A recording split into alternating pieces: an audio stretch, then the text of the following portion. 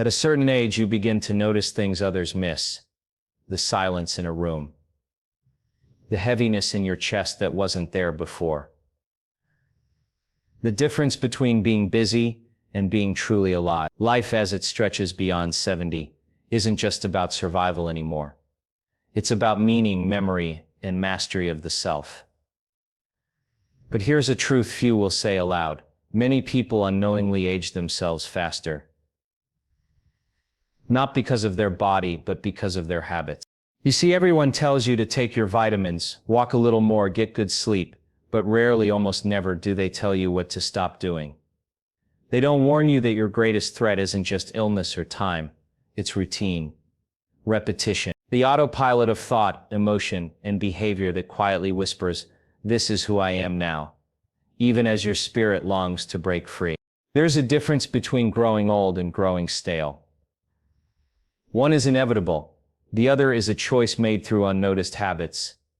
The most dangerous patterns are not the loud, reckless ones, they're the silent agreements we make with limitation. The habits that seem harmless but subtly tell your brain and body to shut down, disconnect, and decline. But here's the awakening, it doesn't have to be that way. What if your greatest health upgrade had nothing to do with something new, and everything to do with what you're finally ready to release? In this message, I'm going to reveal 6 hidden habits that quietly harm the body, dull the mind, and suppress your energy. More importantly, I'll show you how to become aware of them, and how releasing them can open the door to a renewed sense of vitality. You've lived long enough to deserve that clarity. Now let's begin. You've lived a full life, full of triumphs, losses, laughter, heartaches, routines, changes. But here's a question that few people ever ask at this stage of life. Are your thoughts still serving your body? Or have they become invisible weights you carry daily without realizing they're quietly exhausting you? Most people think aging is purely biological, that the wrinkles, the slower steps, the lapses in memory are just nature's way of saying it's time to wind down. But that's not entirely true. Science, experience, and self-observation now show us that our thinking patterns, our mental and emotional habits can influence how quickly or slowly we age. And after 70, when the brain has been cycling through the same stories, the same fears, the same self-definitions for decades, these patterns start to turn into programs. Not conscious ones, but automatic ones. Ones you don't even notice anymore. You wake up and before your feet even touch the ground, your brain has already traveled through a series of familiar thoughts. What hurts today, what you have to do, what worries you, who upset you years ago, or the vague fear of being alone, forgotten, or irrelevant. You don't think these thoughts because you choose them. You think them because they've become part of your identity, a routine, a loop. And here's the most important part, your body listens to those thoughts. Every single one. When you think a thought, especially a habitual one, your brain sends signals throughout your entire system. It changes your chemistry, it releases hormones, it affects your heart rate, your immune system, even the way your cells repair themselves. A negative, fearful, or regretful thought doesn't just stay in your head. It travels into your body. It becomes a message, a signal that tells your cells whether to thrive or survive, whether to grow or shrink, whether to repair or decay. If you wake up every morning and unconsciously revisit painful memories from 20 or 30 years ago, your body can't tell the difference between memory and reality. It responds the same way, by producing stress chemicals like cortisol and adrenaline. Over time, this builds a toxic environment inside the body. Inflammation increases, the immune system weakens, and aging accelerates not because of time, but because of internal repetition. Now here's what's truly profound. The brain is plastic. That means it can change even in your 70s, 80s, and beyond. You can create new pathways, new habits, new emotions. You're not stuck. But to change the way you age, you must become aware of the way you think. It starts by noticing your inner world. Are your first thoughts in the morning life-giving or life-draining? Do you replay old frustrations more than you imagine new possibilities? Do you speak about your age as though it's a limitation, or as though it's a badge of power? Every belief you reinforce about your body, your health, your purpose, gets sent to your cells. and they obey without question. There's an old belief that older minds can't change, that you can't teach an old dog new tricks. But this is not only false, it's dangerous, because believing it shuts the door to growth. And growth is life. When you stop growing, learning, feeling excited, or dreaming, you send a signal to your body that says, "We're done here." And your body responds accordingly. It begins to slow down. Not because of your age, but because of your signal. But imagine waking up tomorrow and deciding to think differently. To stop rehearsing old grievances. To stop expecting pain. To stop speaking as though your best days are behind you. That simple shift, not reacting to life the same way you always have, can change the biology of your body. Because every time you think a new thought, feel a new emotion, or imagine a new future, your brain begins forming new connections. That's neuroplasticity. And it doesn't expire at 7. It doesn't end at 80. As long as you are breathing, your brain is moldable, changeable, evolving. The key is consistency. Not perfection. Just consistency. The next time you feel an old fear creeping in, a fear about your health, about being alone, about being irrelevant, pause. Take a deep breath. Ask yourself, is this thought adding life to me or taking life from me? That one moment of awareness is the first crack in the wall of habit. And that's where transformation begins. You may not be able to control every condition in your body, but you absolutely have influence over the internal environment that shapes how your body heals, responds, and ages. And that power doesn't come from a pill. It doesn't come from the doctor's office. It comes from within, from the awareness of what you're thinking and the courage to choose something different. Because after 70, life isn't about collecting more years. It's about collecting more presence, more peace, more self-directed evolution. You've earned the right to live not in fear or repetition, but in freedom. So don't let your thoughts age you faster than time ever could. Choose new ones. Speak new ones. And feel your body follow. At this stage in life, many people have a small pharmacy tucked away in their homes. A drawer filled with bottles, labels, instructions, and dosages. Some of them new, some of them carried from one year to the next. And with each pill comes a promise. A reduction in pain, better blood pressure, improved mood, easier sleep. For many, these medications are necessary. They bring comfort, stability, relief. But somewhere along the way, a quiet shift happens, one that almost no one talks about. What begins as short-term support often turns into long-term dependency. Not just physically, but mentally. The mind begins to equate medication with identity. I am someone who takes this for my heart. I am someone who needs this to sleep. I cannot function without this for my mood. And just like that, your sense of empowerment slips into the hands of a prescription bottle. Let's be clear, medication can be a gift. It can extend life, ease suffering, and support healing.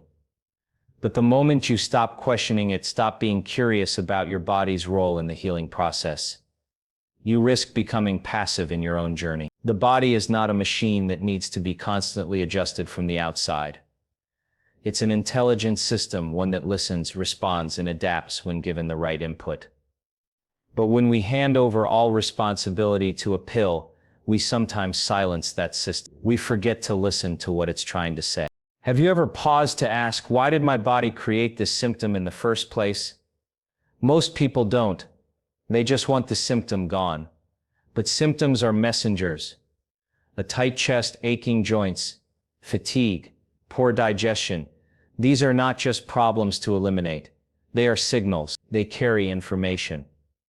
They're trying to tell you that something in your life, be it emotional, mental, or behavioral, is out of alignment. When we suppress the signal with medication without addressing the root cause, we miss a crucial opportunity. The pain might go away. The numbers on your lab results might improve. But the message? It gets buried. And over time, the body finds new ways to speak, sometimes louder, sometimes more urgently. One issue turns into another, one prescription turns into 4. And soon the very medications designed to help begin creating side effects that require even more medication to manage. It's a cycle. A quiet one. A socially accepted one. But it is a cycle nonetheless. Now this isn't about guilt, it's about awareness. It's about waking up to the possibility that your body still holds more wisdom and capacity for healing than you've been led to believe. That every pill you take should come with a question: what can I do mentally, emotionally, physically, to support what this medication is trying to help me with? For example, if you're taking medication for high blood pressure, yes, it may help regulate your levels. But what about your internal stress, the unspoken fears, the decades of holding in anger, regret, or grief? Those things elevate blood pressure too. No medication can fix a heavy heart. That's your work.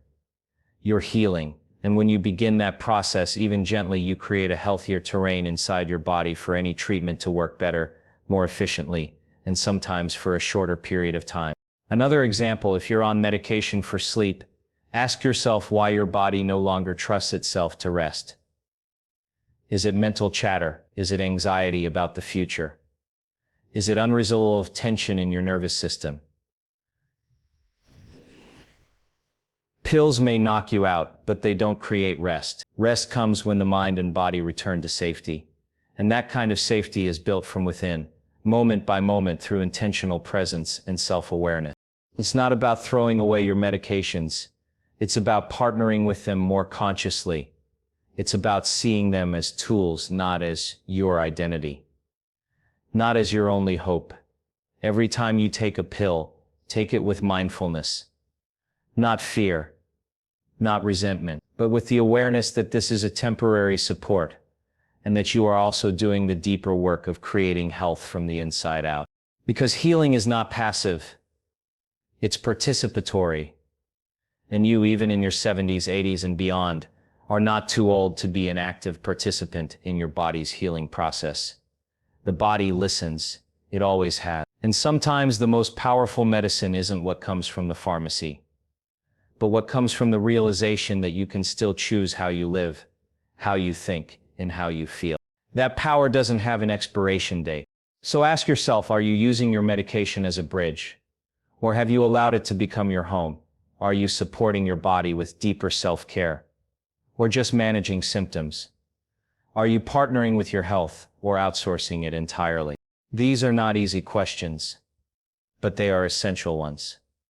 Because your greatest healing will never just come from something you consume. It will come from something you remember. That you were never meant to live by default. You were meant to live by design. And that design includes wisdom, balance, and above all, conscious choice. There's a hidden language in the body, one that most people stop listening to as they age. Not because they want to, but because life teaches them to ignore it. As time passes, many begin to view emotions as inconveniences. Things to be tucked away in favor of staying strong, practical, or resilient. But here's the truth.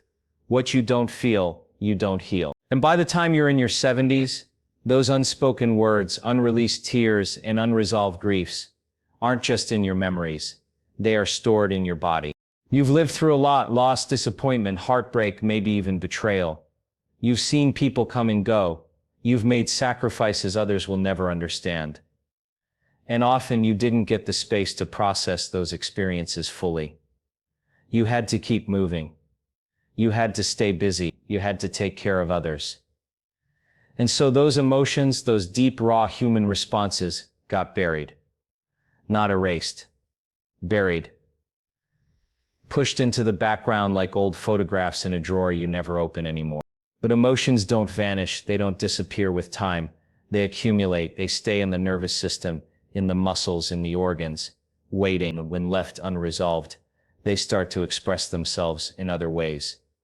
Chronic tension, fatigue, restlessness, tightness in the chest, digestive issues, insomnia. The body becomes the storage unit for decades of emotional residue. And you may not even realize it, because you've become so used to carrying it. It's not your fault. No one taught you how to clear emotional pain. No one gave you a safe space to release sorrow or guilt or resentment.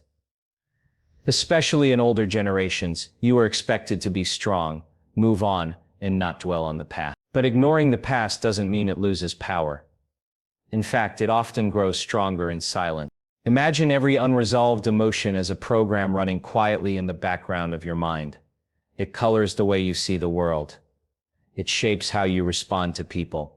It defines what you expect from life. And when left unexamined, it becomes a kind of emotional echo, something that repeats, not because it's current, but because it was never resolved.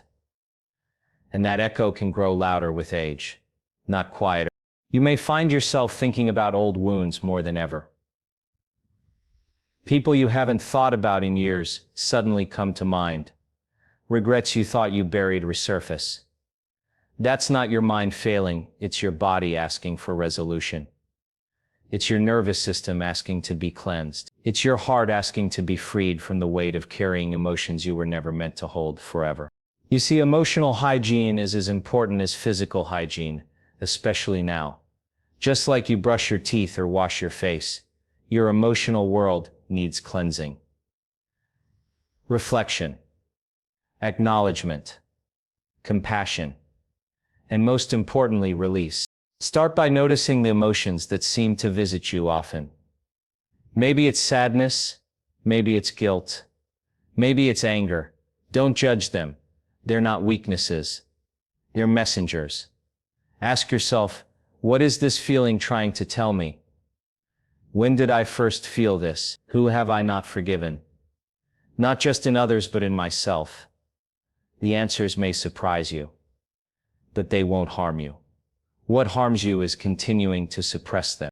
Tears are not a sign of fragility. They're a sign of flow. They're the body's way of moving energy, releasing tension and rebalancing itself. And after decades of holding back, even one genuine emotional release can feel like freedom. It can create space inside you.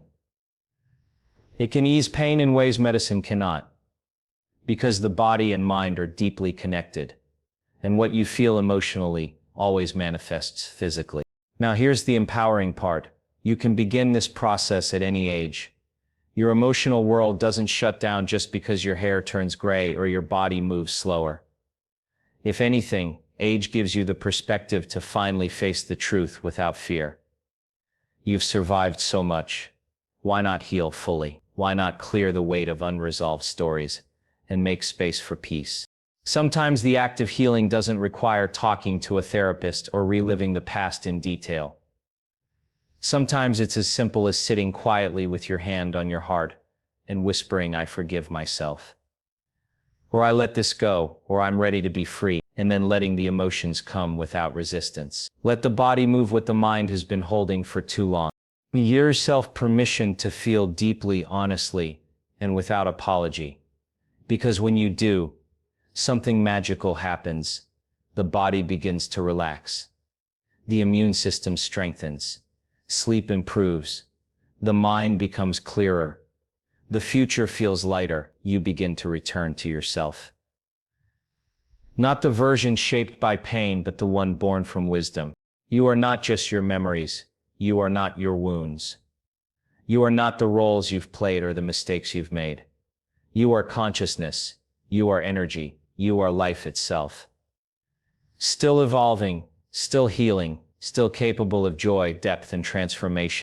So take this moment as an invitation, not to dwell, not to relive, but to release. Because the years ahead of you deserve to be lived, not under the shadow of what was, but in the full light of what can be. And that light grows brighter every time you choose to feel and let go. There's a silent trap that many fall into as they grow older. Isolation disguised as independence. After 70, it can be tempting to shrink your world down, to keep things simple, to not bother others, to spend most of your time alone. Maybe it's because your children are grown and busy. Maybe you've lost a partner or friends, or maybe you've simply convinced yourself that people no longer understand where you are in life. So you slowly begin to retreat, one small decision at a time. You stop initiating phone calls, you turn down invitations, you tell yourself you're fine staying home, you grow comfortable with solitude until it turns into disconnection. And disconnection, though quiet and slow, can be as harmful to the body as a poor diet or chronic stress. Not because being alone is bad, but because feeling alone tells your nervous system that something is missing, that you're unsafe, that you're unsafe. The human body is wired for connection. From birth to death, our biology responds to presence, physical, emotional, energetic presence. A warm conversation, a gentle touch, eye contact, shared laughter. These don't just feel good emotionally. They stimulate the vagus nerve, reduce inflammation, improve heart rate variability, and release oxytocin, a hormone that promotes healing and relaxation. Connection literally heals. When we isolate ourselves, especially in later years, we deny the body this healing chemistry. We deprive the brain of stimulation.